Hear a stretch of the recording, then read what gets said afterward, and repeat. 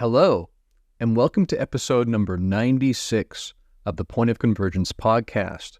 As always, I am your host, ExoAcademian. While the notion of extraterrestrial life has long captivated the public imagination, certain expectations regarding how such life might interact with us have also proven problematic. Primarily that's because, being the stubborn species we are, when data doesn't conform to our expectations, we tend to either ignore it, explain it away, or assume it has been gathered incorrectly, or is even the result of fraudulent reporting. This issue has been paramount in the matter of the modern UFO phenomenon because many elements of the reports that have arisen from eyewitness testimony contain elements that stretch our expectations, often to the breaking point and beyond. A term that has been put forward to explain the various elements that stretch our expectations of how sophisticated non-terrestrial intelligence would interact with us, even to the point of defying rational understanding altogether, is high strangeness. Here we see crossover into another domain, that of general paranormality. Now, while we modern Westerners would like to keep these bodies of data completely separate, after all, why would extraterrestrials act in ways that are reminiscent of apparitions and poltergeist phenomena, or so the conventional thinking goes? The reality is that these two kinds of data seem to regularly co-arise in people's experience. And that being the case, it would be unwise to let our pre-existing biases prevent us from seeing linkages that clearly exist in the raw data itself. Speaking of crossover between domains that tend to be kept distinct in our modern notions of how reality works, we also see startling parallels between the UFO phenomenon and humanity's most ancient expressions of religion, collectively referred to as shamanism. The most glaring similarities arise in the experience of reality people report in both shamanistic journeys and encounters with supposed aliens, quote-unquote, during contact experiences reported as part of the modern UFO phenomenon. In both cases, people report experiencing the encounter in a seemingly alternate realm or non-ordinary state of consciousness. The question that emerges pertaining to the UFO phenomenon, if these really are space aliens, quote-unquote, that is, physical beings arising from some distant star system, then why would the encounters involve so much overlap with the vision quest encounters reported in shamanism? While one can certainly attempt to explain away these parallels in the bodies of data, a more open-minded, objective, and sincere perspective might very well land on the notion that these clues are telling us something fundamental about the nature of reality itself, something that seems to inevitably lead towards a reframing of what it means to be a sentient life form living in a supposedly, quote-unquote, physical universe, as defined under the dictates of scientific materialism. But what precisely is the nature of the overlap between domains/topics such as shamanism and experiences that fall within the modern UFO phenomenon, and where might the implications of these alignments lead us? These are the mind-stretching and paradigm-collapsing matters we'll seek to delve more deeply into in this, the 96th episode of the Point of Convergence podcast.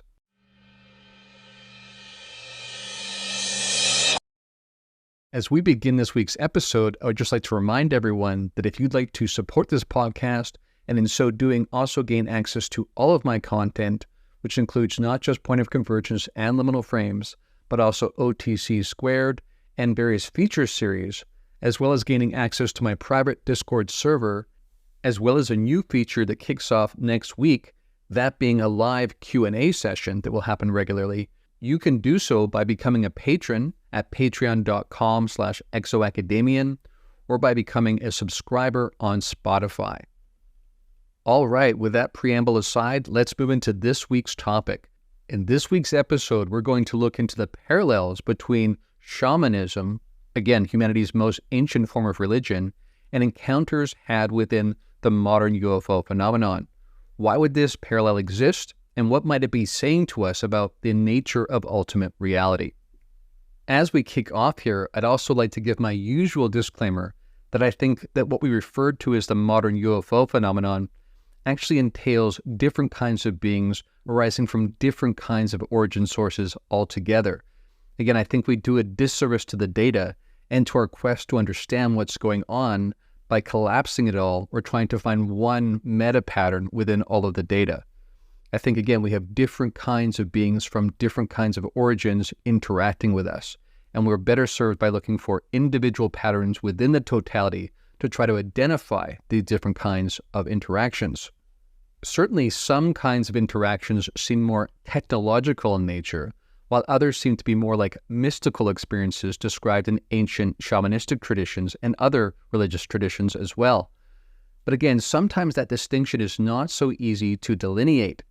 And ultimately, if reality is mentational in nature, in other words, if idealism is a better description as a model of ultimate reality than physicalism, which I think is almost certainly the case, really at this point, physicalism is not just unsupported by the data, but largely untenable, then really hard-line distinctions between the technological and the mystical are misguided, to say the least. And I think much of the material we get into today will demonstrate that.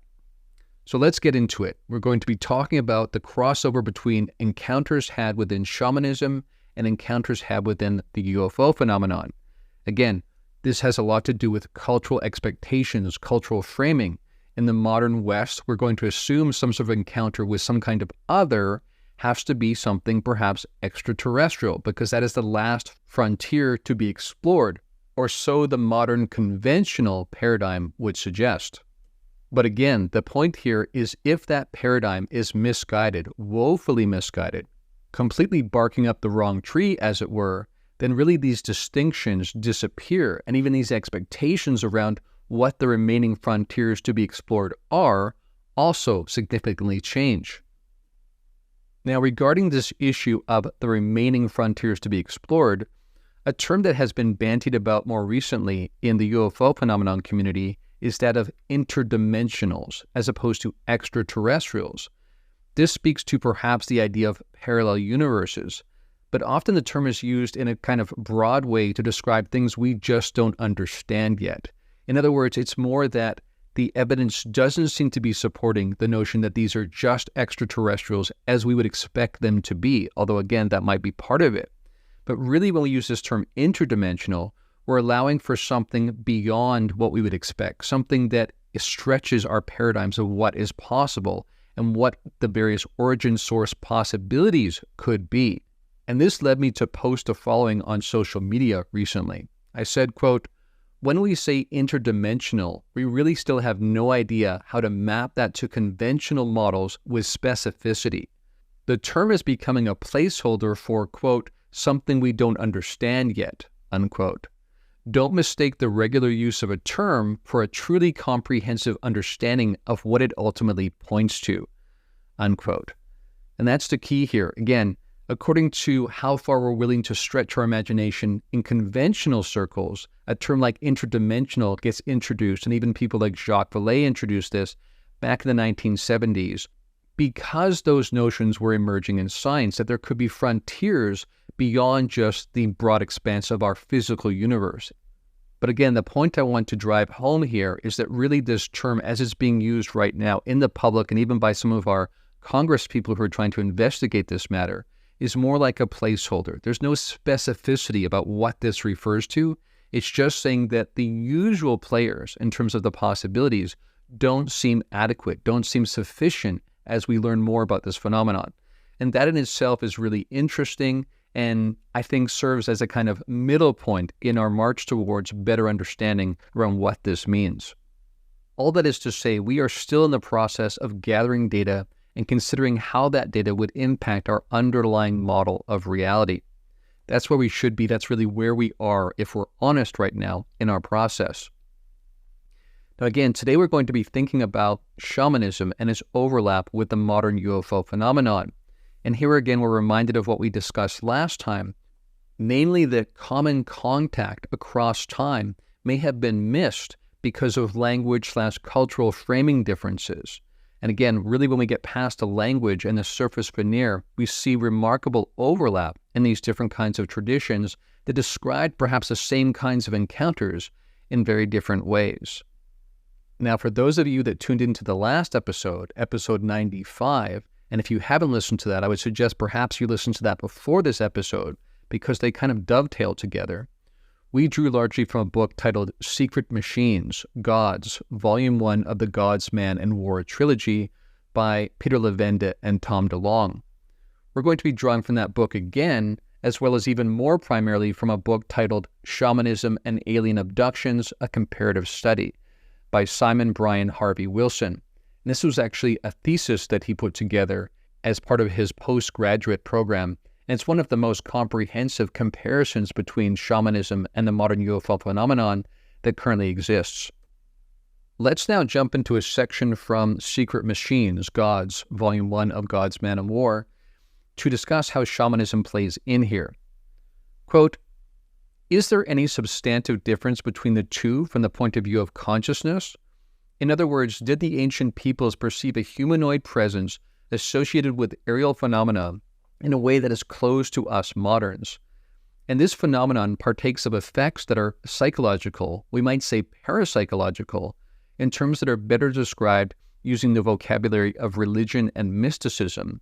We are confronted with the possibility that persons within different cultural contexts will perceive it differently and may see the phenomenon manifesting in different ways, or at least interpret it according to a vocabulary available to them, which, ironically, would be misinterpreted by later commentators in light of their own understanding of the terms.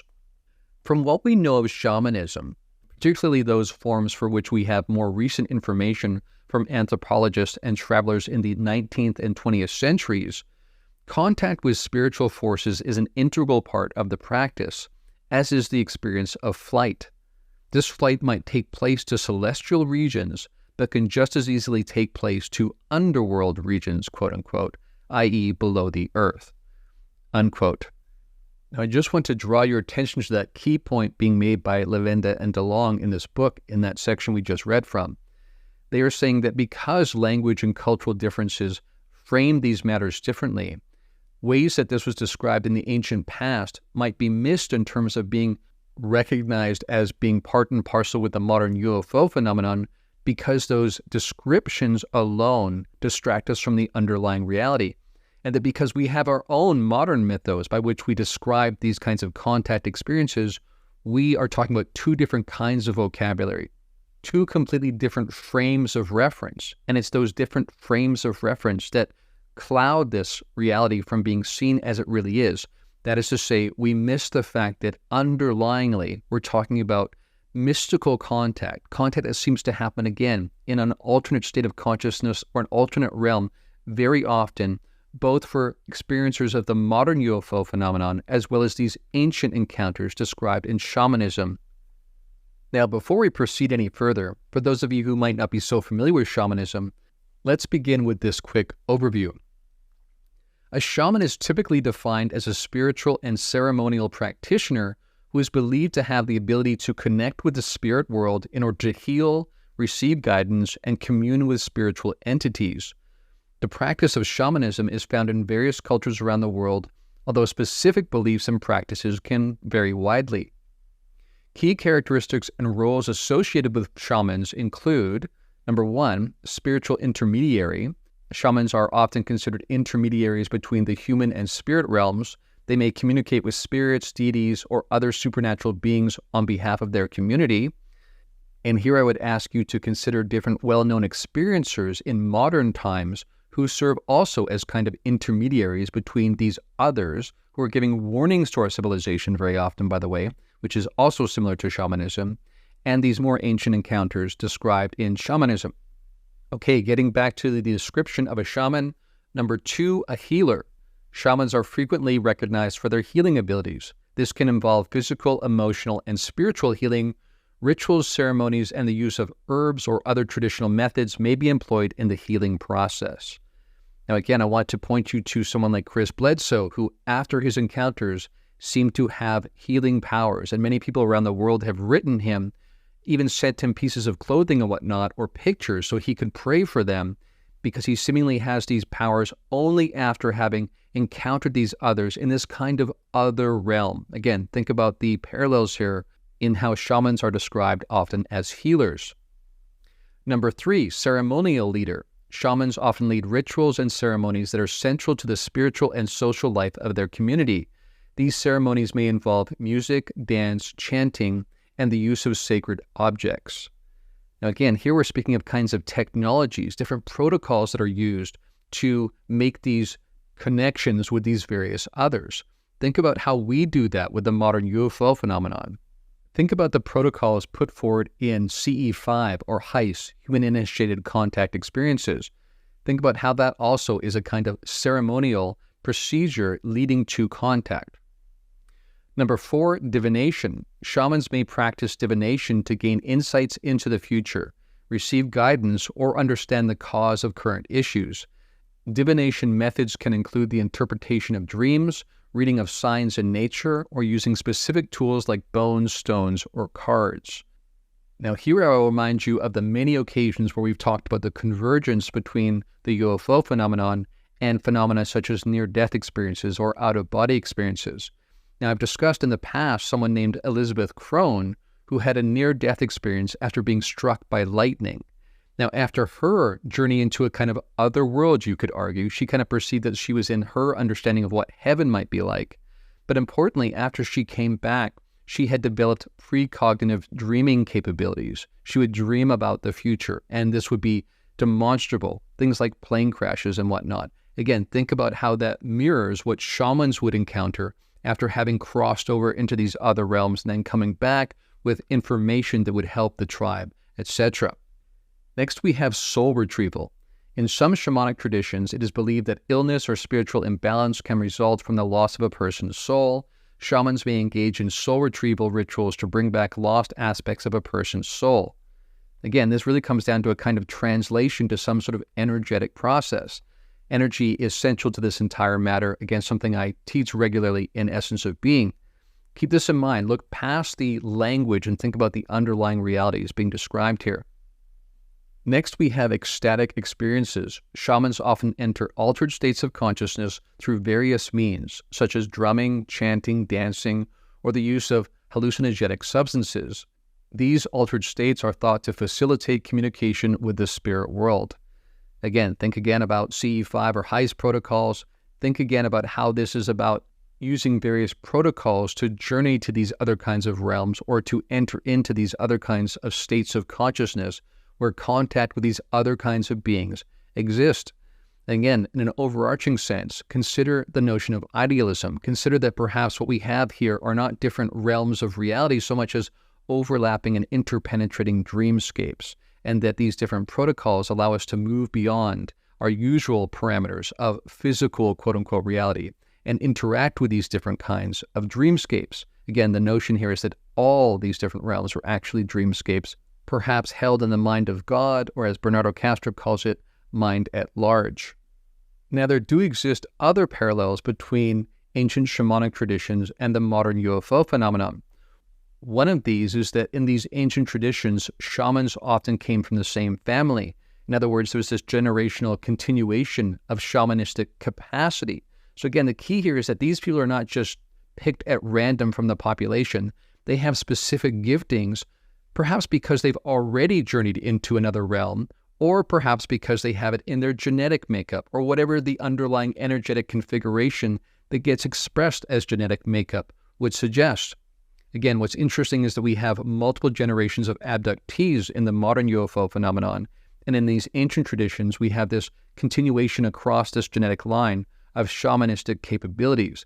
That is, an ability to see beyond the usual parameters of physical reality and our usual sense perceptions. Now, one key distinction sociologically in terms of how these people are regarded, in these ancient traditions, shamans were recognized as key leaders, as people that helped the tribe, that helped to bring back key messages from these other realms to help them, to help the entire community moving forward. But of course, that's not at all how experiencers have been treated by modern society. And this is spoken to, again, in this book, Shamanism and Alien Abductions, a comparative study by Simon Bryan Harvey-Wilson. Quoting again from that book, quote, "The shamans are expected to undergo appropriate training to become otherworld travelers or living connections between the spirit realm and normal reality. Although sometimes dangerous, their role is a valued one, and shamans with powerful healing abilities are highly prized. In social terms, their work has a recognized and productive function. On the other hand, in Western societies, people who think they have been abducted by aliens have been regarded as suffering from some form of personality defect or mental illness, although that may now be changing slightly as the subject becomes more widely publicized. Many abductees nevertheless prefer to remain anonymous, although a small number integrate their experiences in a positive fashion and are able to publicize them with few ill effects." Unquote. Now that section right there spoke to the different sociological embrace of shamans versus modern experiencers. Again, we're entertaining the idea here that at least some experiencers represent the same kind of function that shamans served in ancient traditions, even though they are not greeted with the same kind of respect and admiration. Now, of course, this speaks to different cultural framings. Now, interestingly, this week I had a conversation with someone in a meeting where they described actually being the person who had a conversation with John Mack back in the day and first suggested to him that he look into encounters described in indigenous traditions that mirrored much of the modern UFO phenomenon. And up until this point, no one had made this connection. At least very few had made the connection, and it wasn't widely known. But this person suggested to John that he go speak to Native Americans, different indigenous cultures around the world, and learn that actually this is a common part of their understanding, that they've been interacting with these beings all along. And because their mythos doesn't reject such notions, and there's more of an openness to the notion of different realms, they actually have this as part of their social fabric. And again, it's recognized, admired, certainly valuable, and quote-unquote normal. Let's now jump into another section from this same book, this comparative study between shamanism and the UFO phenomenon. Quote, "Shamanism is thought to have originated in Siberia and Central Asia, but the term is now used to refer to similar practices in many parts of the world, such as the Amazon basin, North America, Oceania, and Africa. It is believed that shamanism is the oldest form of religious activity, with evidence dating back thousands of years, such as cave paintings and carvings of people dressed in animal skins, resembling outfits still used by some shamans today. Joan Halifax writes that, quote, "A common thread seems to connect all shamans across the planet, an awakening to other orders of reality, the experience of ecstasy, and an opening up of visionary realms from the essence of the shamanic mission," unquote. Continuing, quote, "The traditional shaman may simultaneously be the local healer, social worker, clairvoyant, and magician, as well as guardian, and to a certain extent creator, of a tribe's mythology. Most of these skills derive from shamans' ability to enter what they believe is the spirit world via trance or altered state of consciousness, often induced by drumming. The cultural beliefs in shamanistic societies all over the world that support this behavior are that a spirit world does exist, that shamans can liaise between it and normal reality, and that it is inhabited by spirits who will help heal various sicknesses at the shaman's bidding. That these beliefs do exist is not disputed by most anthropologists who study shamanism. It is important to emphasize that, having documented the similarities in shamanistic behavior around the world, most anthropologists now believe that all shamans are following the same set of core beliefs with local cultural variations.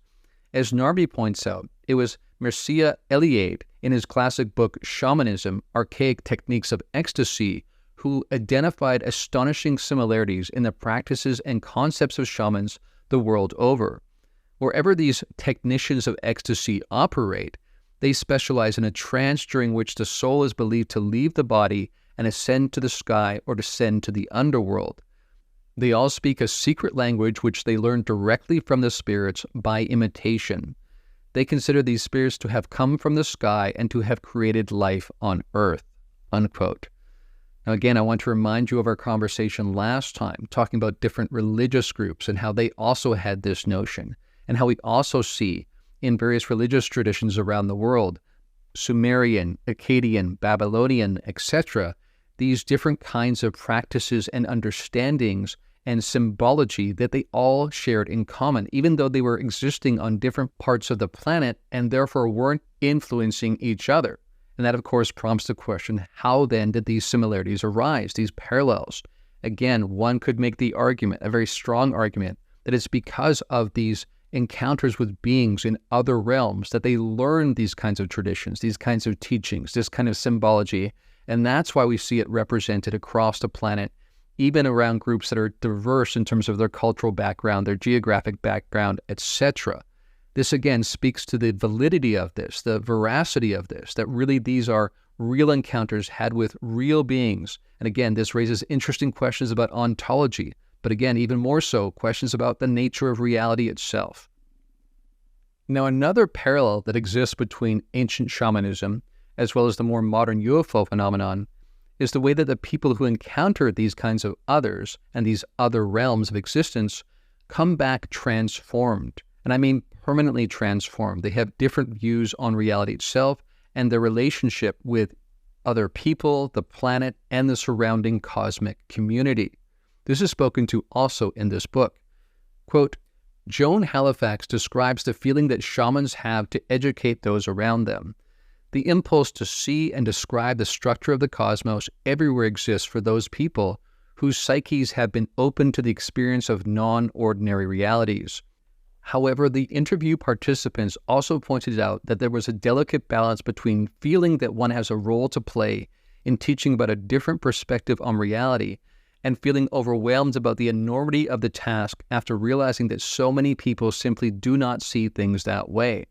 As Lawrence puts it, quote, most people are still asleep, unquote. This also means that many abductees have a limited circle of friends because, as Helen laments, a lot of people still look at you as if you are a nutter. Similarly, Angela says that most of us are asleep according to them, the aliens, and we need to wake up, so they are assisting. She further explains that understanding my new experiences and being able to integrate them has been a really big challenge. And it can be difficult because you know there is society saying, okay, the physical is real and the other stuff isn't. So that has been a challenge to find a balance and be able to live in both at once. Patricia too describes the enormous challenges of integrating her new expanded perspective into her daily life. I have absolutely changed every facet of who I am through these experiences. So the type of people I relate to are very different. I have now a very different view of life.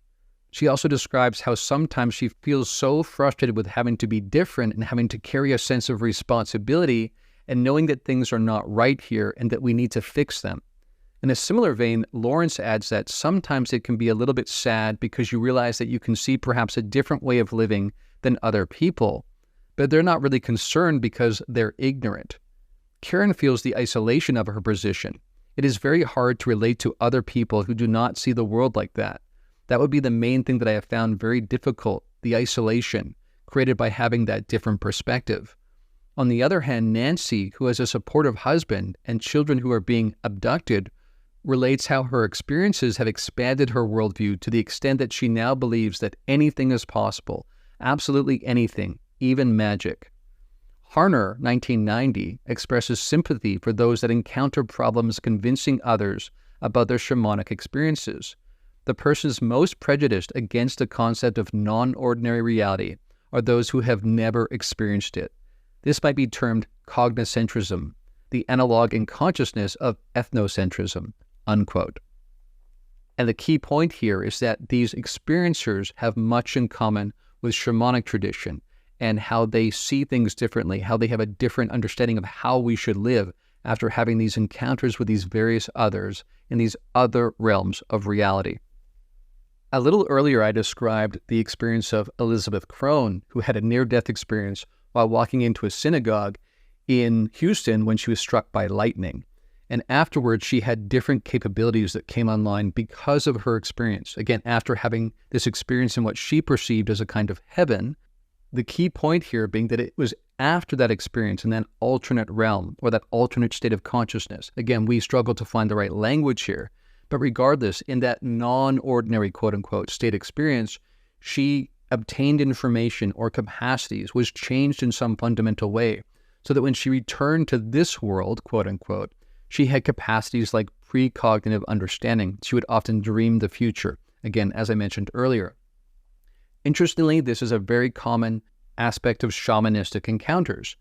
Now, in previous episodes, we've discussed at length the Free Foundation data in terms of the Dr. Edgar Mitchell Free Foundation and how they looked into the commonalities, the parallels between different kinds of what they call contact modalities, near-death experiences, out-of-body experiences, contact with apparitions, contact with seemingly alien beings, the sighting of UFOs, etc.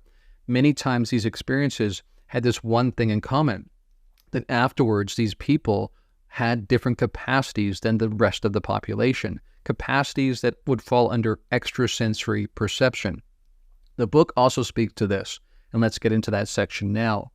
Quote, to assess the degree to which they had been spiritually transformed by their experiences, the interview participants were asked whether they could now sense invisible energies or alien or spiritual entities. Such a skill is an essential part of shamanism. For example, Eliade notes the extreme importance of spirit visions in all varieties of shamanistic initiations. Seeing a spirit, either in dream or awake, is a certain sign that one has in some sort obtained a spiritual condition, that is, that one has transcended the profane condition of humanity. Angela claims that some of the aliens are always around, even though they're not in physical form. I still perceive them and I can hear them speaking telepathically. So there is a communication happening all the time. In her healing work, Cheryl can sense the presence of entities from her physical reactions, like the goosebumps, like the hair on the back of your neck standing up, that sort of thing. But it's also more of a sense of knowing. Amusingly, she also reports that some of her clients unknowingly bring various entities with them. I have a full house sometimes. Sometimes I have one person in a chair in a room full of onlookers, an audience. Betty can feel entities around her, which she feels may be there just to observe. She also reports that they can appear sometimes at the corner of the eye, like a shadow. Another physical symptom can be a temperature change in myself. My body heat will go up, and if it's a negative sensation, my body temperature can go down. Helen, whose partner has also had abduction experiences, can also feel the presence of invisible entities. The other week, we did a healing on a friend, and we went into her bedroom, and the air was very dense, thick. And when we found where the energy source was, it was very clammy and wet. Nancy knows when there's another interdimensional being around or spirit person, and Karen can sense the presence of entities in my everyday environment, but does not often see them. However, if I was reading any extraterrestrial type books, I feel a lot of presences. On those occasions, Karen believes that they are there almost reaffirming what I'm reading. Ruth sometimes paints the various beings that she senses around the house. They seem to like being drawn and painted, so much so that sometimes they tell me to go get a pen and pencil." Unquote. Now, as a couple of parallels here, I'd also like to point out that I've also had these kinds of experiences. In a previous episode, I mentioned seeing kind of shadow beings and sometimes seeing things out of the corner of my eye. This is very much what's been described here as well. And like this situation here where they're talking about books and how there's kind of this encouragement or certain kinds of investigations or certain angles of pursuit, I also very much feel that as well. That's part of my experience and often informs the various subject matter that I end up investigating and going into in these various podcast episodes. Now, various researchers who've looked into the parallels between shamanism and the UFO phenomenon often point out that some of the experiences that people have with so-called aliens seem to mirror initiation ceremonies found in shamanism. Even Jacques Vallée has made this point in some of his books. I'd like to include a quote now, again from this book, Shamanism and Alien Abductions, A Comparative Study. Quote, "Some UFO researchers, ufologists, claim that being abducted by aliens can be compared with shamanic initiation experiences in traditional societies in that both types of experience may be similarly transformative, leading to a more spiritual or animistic worldview, a deep concern for the environment, and the development of paranormal abilities such as healing." Unquote. Now, in the next section of the book that I want to get into, this person goes into John Mack's history and how he really pioneered a more deep dive into some of the ways that this defies modern conventions about reality. Quoting from the book again, quote, "One of the best-known academic researchers in this field and a professor of psychiatry at the Harvard Medical School, John Mack, asserts that the alien abductees he has studied are not suffering from any known form of mental illness and are therefore probably reporting authentic experiences. Harvard University's negative reaction to Mack's work with abductees perhaps illustrates why there is so little academic research in this field. After the publication of his 1994 book on abductions, amid rumors of his imminent dismissal, the university convened a committee of investigation which resulted in a letter from the dean saying that I should do my work meeting the standards of the Harvard Medical School. While discussing the meaning of the abduction experiences described in his 1994 book, Mack mentions various spiritual and shamanistic similarities, and in reviewing the UFO literature available up to its publication, he writes, quote, "None of this work, in my view, has come to terms with the profound implications of the abduction phenomenon for the expansion of human consciousness, the opening of perception to realities beyond the manifest physical world, and the necessity of changing our place in the cosmic order if the Earth's living systems are to survive the human onslaught," unquote. Continuing with the book's quote here, quote, "Mack's second book on the abduction phenomenon, Passport to the Cosmos, appears to be the most relevant other research written so far. It pays particular attention to the transformative effects of abduction encounters and goes into more detail about the shamanic connection.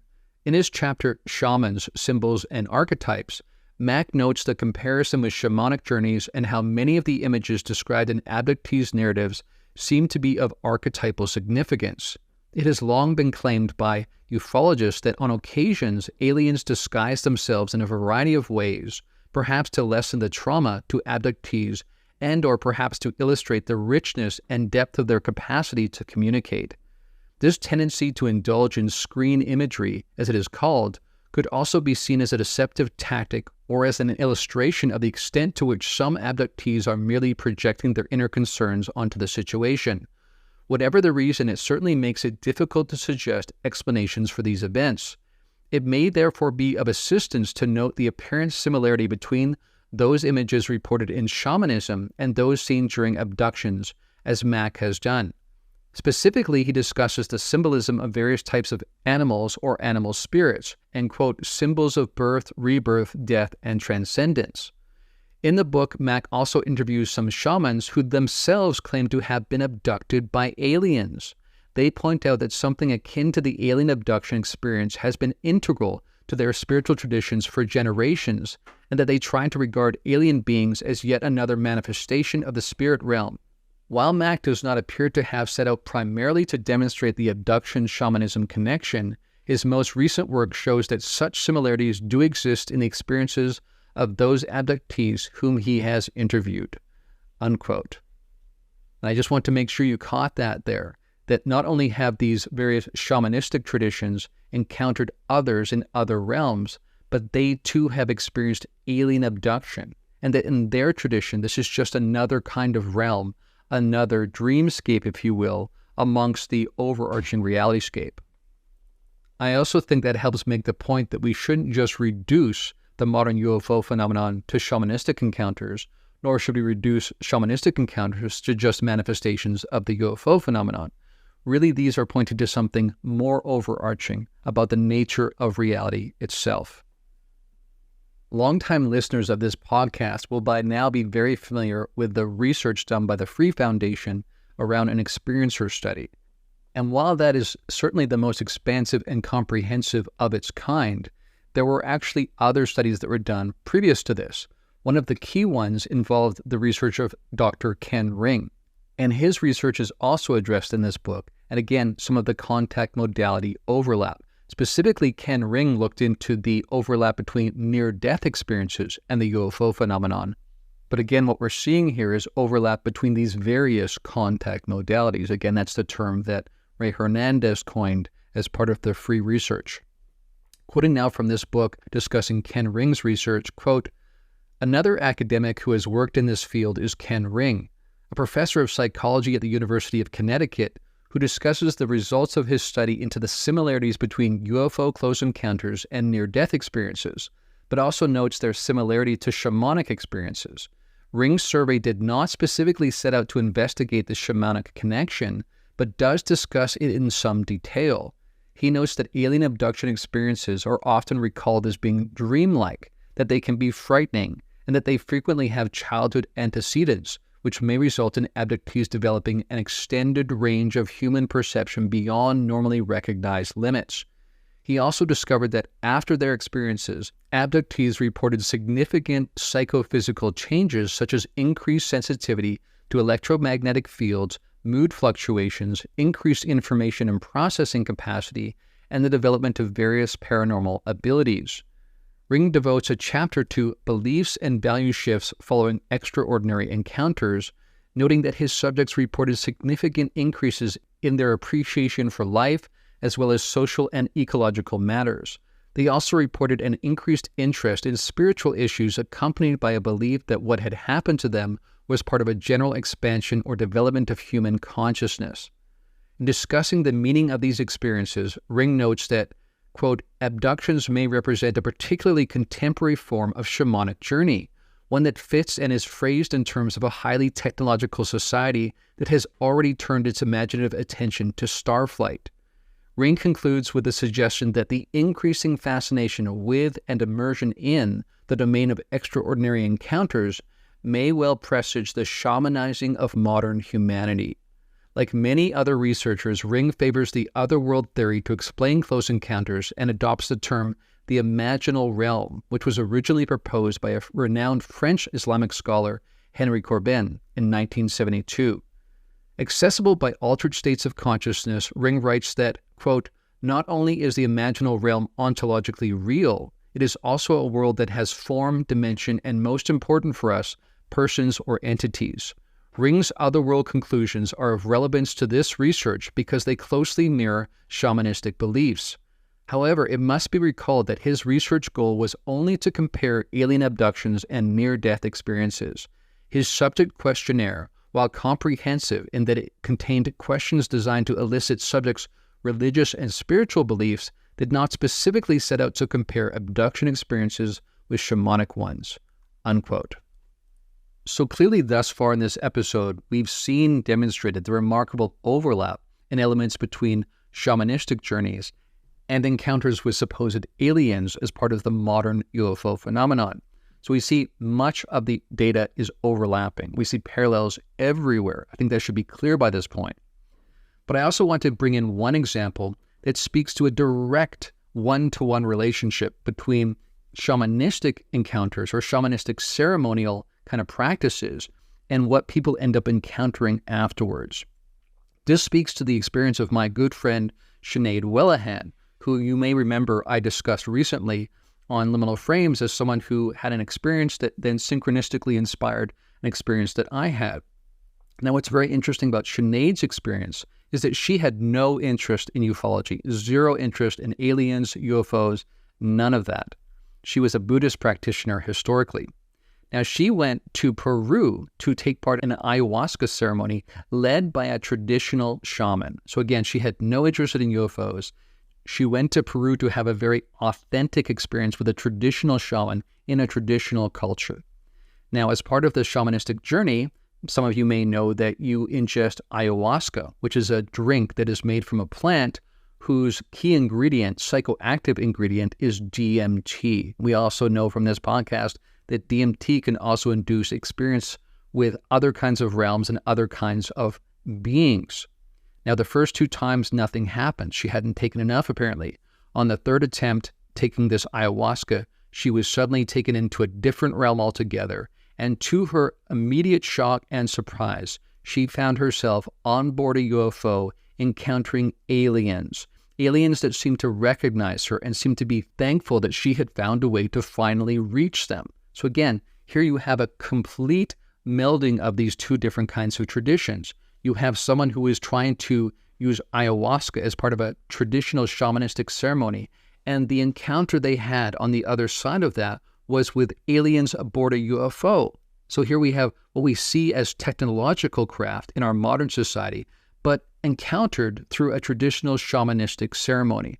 So again, this just shows how much our modern conceptions that tends to keep these completely separate is failing to see some overarching aspect about reality by doing so. Clearly, these collapse into some other kind of truth, a truth that is being pointed to by each of these different traditions, whether we're speaking of the modern UFO phenomenon and how that mythos is framed, or the ancient shamanistic one. Sometimes, as in this case with Sinead, you have the 2 collapsing into one experience in the very same encounter. Now, when we reflect on these revelations that have come forward in this episode, I think the key is to get beyond the sense that what we perceive as our waking state in quote-unquote physical reality is fundamentally different and more substantive than these other realms and/or states of consciousness. Conscious experience is conscious experience, full stop. And as part of that conscious experience, we find a variety of interpenetrating dreamscapes, none more real than another, and importantly, ultimately, all part of the same thing, which is to say all expressions of manifestation arising from original mind, of which all of us and all of them, quote-unquote, arise as well, not as afterthoughts, but as fractal impressions of source consciousness itself. Indeed, rediscovering this core truth may be the most fundamental point of this entire enterprise of revelation expressed in Eastern and Western religions, our ancient and continuing shamanistic traditions, as well as through experiences with the so-called modern UFO phenomenon. And on that note, we've come to the close of another edition of the Point of Convergence podcast. If you'd like to support this podcast, you can do so by becoming a patron at patreon.com/ExoAcademian or by subscribing on Spotify. But until next time, friends, from deep within the Blue Ridge Mountains of North Carolina, this is ExoAcademian signing out.